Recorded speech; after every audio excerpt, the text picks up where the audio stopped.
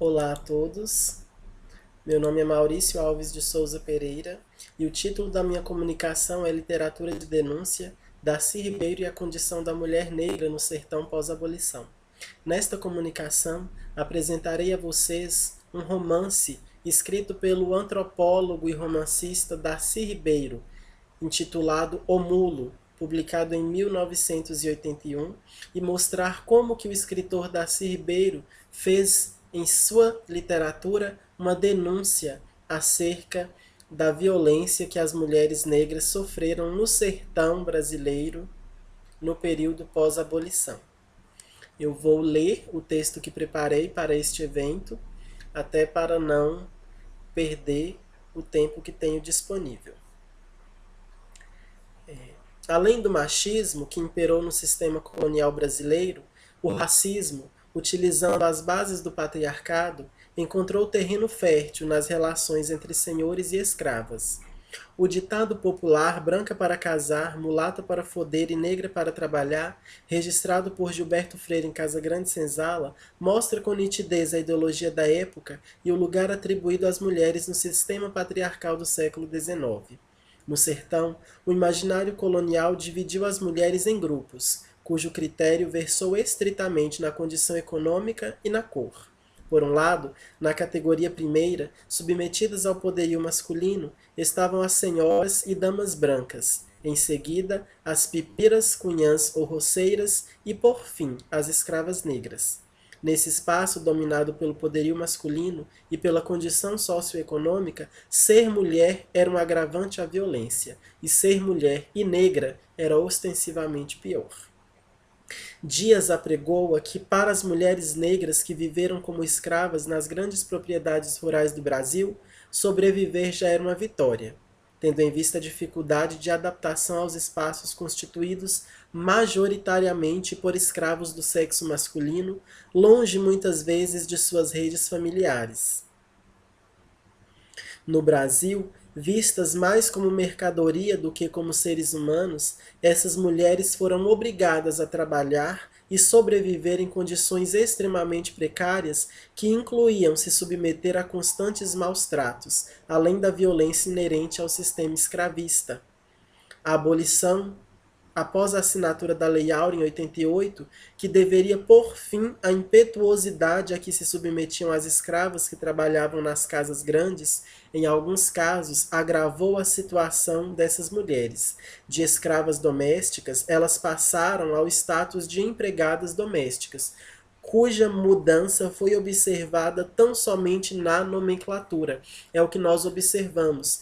Após a abolição da escravatura no Brasil, nós não temos condições de subsistência para as pessoas negras, então eles ficaram à mercê.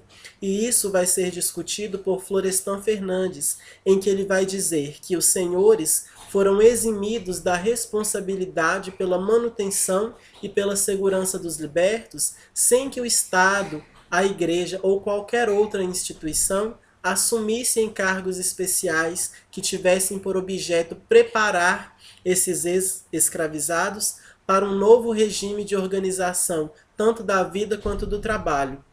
E essas facetas desse sistema pós-abolição imprimiram a esse período o caráter de uma expoliação extrema e cruel, muito especialmente para as mulheres, que ficaram desagregadas.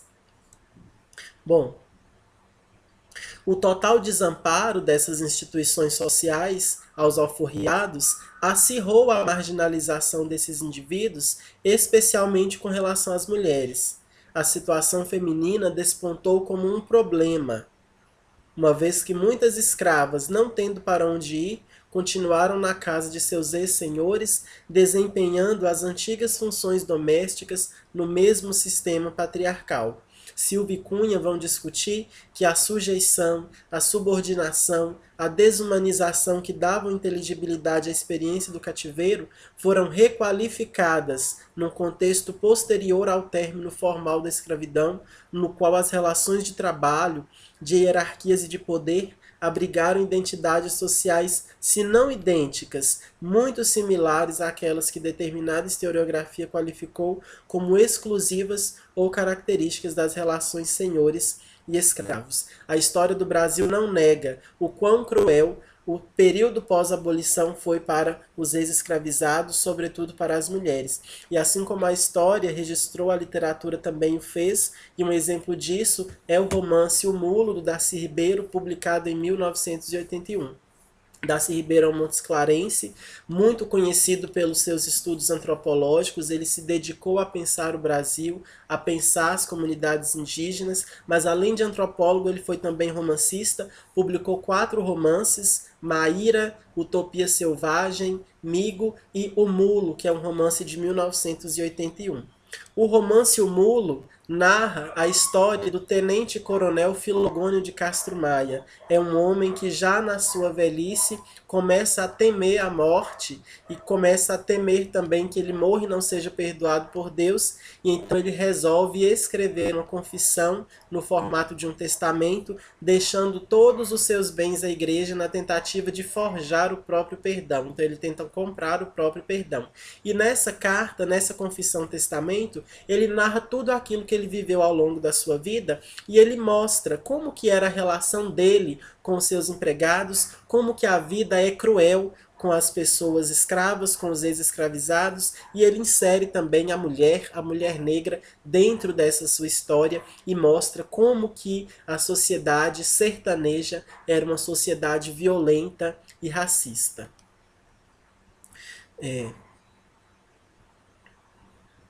Em O Mulo, Darcy Ribeiro ilustra o desamparo pós-abolição em uma das passagens da confissão, em que ele diz o seguinte: o coronel diz: "Sina de negro é servir. Há séculos, milênios eles servem. Resmungões, sempre tirando o corpo, se poupando, mas servindo. Sem eles eu estaria apeado. Sem mim eles estariam perdidos. Nos conformamos, eu com a moleza deles, eles com meu mando duro. Fugir? Para onde haveriam de fugir? Saindo daqui de minhas mãos, iam cair nas mãos de outro senhor, pior talvez. Pensarão consolados. Nesse mundo dividido em fazendas, só se pode sair de uma para cair noutra." E isso ilustra o pensamento que eu trouxe do Florestan Fernandes, dessa desagregação no período pós-escravocrata. Nós observamos na obra que a suposta liberdade dos ex-escravizados estava condicionada aos desejos do Senhor. No transcurso da narrativa, o confessor deixa sempre clara a relação patriarcal subjacente ao seu mando. Seus negros são sua propriedade. Os homens, ora amigos, ora companheiros, as mulheres, ora domésticas, ora meretrizes. O coronel, o tempo todo, mostra, ele assume um papel viril, um papel de masculinidade, e ele deixa clara como era a relação entre os gêneros nesse sertão pós-escravocrata. Ele deixa muito clara a sujeição feminina, a violência pela qual as mulheres passavam, como os homens estavam no centro de um poder imaginário. Ele mostra toda a problemática envolvida dentro desse sistema patriarcal no período pós-abolição. Em um dos trechos da obra, o coronel diz: "Um homem precisa ter sua coragem, sem ousadias temerárias nem fanfarronadas. Uma coragem firme e visível, sem receio de ofensa nem agravo. Um homem precisa ser reto e sério. Mulher, não. Com elas é diferente. Nelas cabem doçuras e dengos, desde que seja entre 4 paredes, no escuro. Fora daí, minha regra de bem viver pede às mulheres que sejam trabalhadeiras, sóbrias e discretas. Não devem ser sisudas." Aqui está esse trecho da obra em que o Darcy Ribeiro diz isso, e deixa muito claro, ou melhor, o coronel diz isso, e deixa muito clara essa relação desigual de gêneros que nós temos nesse espaço. Entre as mulheres que aparecem na narrativa, destacamos 3, cujos status diferenciavam-nas na forma como eram tratadas: a sertaneja, detentora de posses, a sertaneja pobre e a sertaneja empregada doméstica, a negra.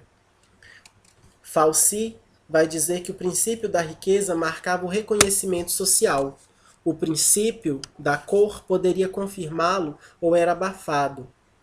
O princípio da cultura o preservava. Ser filha de fazendeiro, bem-alva, ser herdeira de escravos, gado e terras era o ideal de mulher naquele sertão.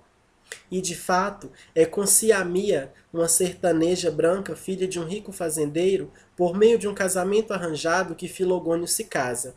Embora a posse de todos os bens pertencesse à mulher, o casamento selou o contrato de subordinação a que ela deveria se submeter.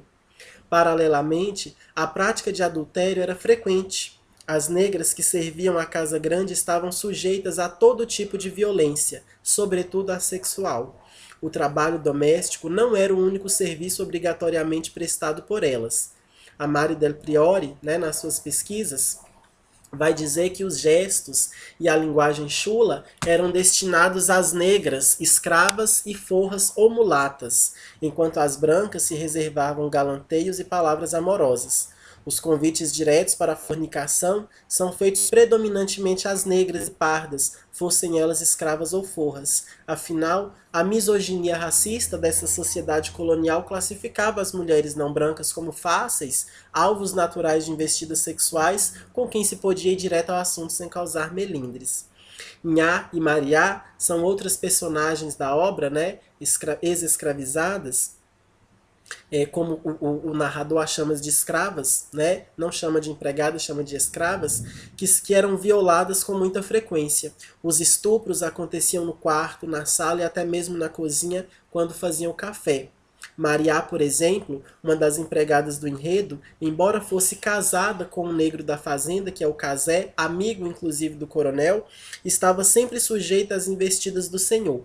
Em um trecho da obra, o coronel declara: eu e Mariá fodíamos na frente dele. Continuamos fodendo sem o menor resguardo. Ela de fato não era dele, era nossa. Enquanto isso, a barriga dela crescia. Por mais que a Mariá revidasse, ela era sempre obrigada a manter relações sexuais, inclusive no período de gravidez, com o coronel. O seu marido, Casé, de quem estava grávida, também não tentava revidar, pois o poder simbólico a que estava submetido não o permitia, e a única saída que ele encontra é o suicídio. De empregada a meretriz, Mariá também estava restrita ao prazer. Além da restrição a esse prazer, que é um fato comum à sociedade da época, esse tabu sexual voltado para a mulher, em função da sua cor negra, era impossível que ela exercesse o papel de esposa. A ela restava o posto de concubina. Nhá, que é também é chamada de escrava no enredo, servia de escrava sexual ao coronel. Era estuprada praticamente todos os dias. Embora também mantivesse uma relação séria com outro personagem, empregado da fazenda, ela não podia se desvencilhar do coronel. A saída foi fugir os dois durante uma viagem de negócios do patrão com a tropa, e na confissão, ao saber da notícia, o coronel planeja uma vingança a essa mulher que o deixou, porque ele a estuprava diariamente, e quando ela resolve fugir, ele planeja uma vingança muito cruel para ela. Emilinha, uma outra personagem que aparece na narrativa, chega a ser animalizada. A leitura empreendida no livro, no primeiro momento, faz notar que Emília se trata de uma mula, e é só ao final que se descobre que se trata de uma escrava sexual de Filogônio.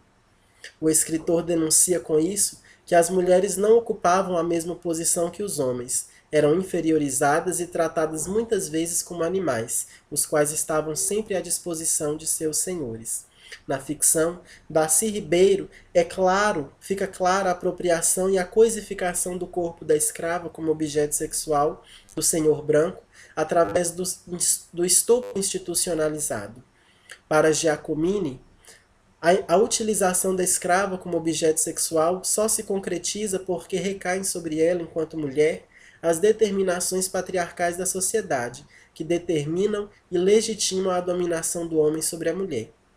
No sertão, especialmente no romance em questão, o racismo foi um elemento que instituiu e perpetuou o poder de um grupo em detrimento do outro. Relativamente, no caso da sociedade patriarcal, a relação de domínio e de poder entre senhores e escravos foi erotizada. A escrava, conforme narra o livro de Darcy Ribeiro, tinha a função de proporcionar aos senhores a satisfação de suas necessidades sexuais. A negra estava para o senhor, assim como uma coisa está para o seu dono. Isso reforça o que é discutido por Giacomini, para quem a exploração sexual do corpo da mulher negra compreende a apropriação das potencialidades dos escravos pelos senhores. Consoante a autora, o próprio corpo da mulher não a pertencia, e no caso da mulher negra, a exaltação sexual da escrava e o culto à sensualidade serviam como função justificadora dos ataques sexuais e dos estupros que vitimavam as mulheres da época, que acontece o tempo inteiro nesse romance do Darcy Ribeiro. E caminhando para as considerações finais, a partir do romance do Darcy Ribeiro, nós podemos observar a intensificação dos conflitos em uma sociedade que está totalmente em desintegração e mudança. A chegada do capitalismo, um fenômeno da modernização no sertão, acentua a rivalidade entre homens e mulheres que lutam para a sobrevivência em um ambiente que está marcado por contrastes sociais e econômicos. As mulheres, por serem consideradas inferiores, ficaram submetidas aos interesses masculinos que a converteram em mercadoria, portanto, produto do capitalismo e da cultura, o que de fato nós constatamos nesse romance. Sobretudo em relação às mulheres negras que vão aparecer no decorrer da narrativa. A Elizabeth Badinter analisa que o sistema patriarcal criou uma nova maneira no que diz respeito à lógica dos sexos, pois ainda que esse sistema não tenha negado a complementaridade do homem e da mulher, ele quase anulou as condições de possibilidade de dualismo, porquanto ameaça essa complementaridade à medida que elege um mundo masculino, em que a mulher deverá ser submissa e atender aos caprichos do homem, sendo diferenciada do companheiro e inferiorizada na sociedade. A urdidura ficcional de Ribeiro recria não apenas aspectos históricos e coloniais, mas instiga ainda a pensar o humano e a perceber a luta constante pela sobrevivência num espaço em ruínas, que é o sertão, ameaçado pela modernidade que insurge sobre a cultura sertaneja, cujos conflitos são acentuados por questões políticas e econômicas que assolam não apenas o homem urbano, mas todos aqueles que estão de algum modo presos a esses sistemas, sobretudo conforme discutido a mulher. É notório, ao ler o romance do Darcy Ribeiro, a sensibilidade dele, ainda que de uma forma muito diferente, tentando nos causar um impacto ao vermos tamanha violência a que estavam submetidas as mulheres, essa sensibilidade pela causa feminina. Ao traçar o perfil da mulher e o perfil dela na sociedade sertaneja, o Darcy Ribeiro nos convida, por meio das suas acusações ao sistema patriarcal, a refletir sobre essa situação através do incômodo que é causado em nós. A obra nos incomoda o tempo todo, a linguagem é muito pesada, a violência é descrita o tempo inteiro. Em suma, esse romance, ao nos convidar a essa reflexão, nos mostra que é através dessa reflexão e da conscientização social que a superação do racismo, a liberdade feminina e o extermínio da violência, não só à mulher, mas de um modo geral, que nós almejamos tanto na sociedade, não vai ser apenas uma utopia, mas uma possibilidade. E esse evento possibilita essa reflexão, esse pensamento e tornar essa ideia que nós temos de acabar com a violência, que ela deixe de ser uma utopia e seja de fato uma possibilidade. Muito obrigado a todos e eu os convido a conhecer a obra do Darcy Ribeiro. É muito rica e reflete o Brasil, como ele foi criado, como ele surgiu, como ele funciona. Muito obrigado a todos.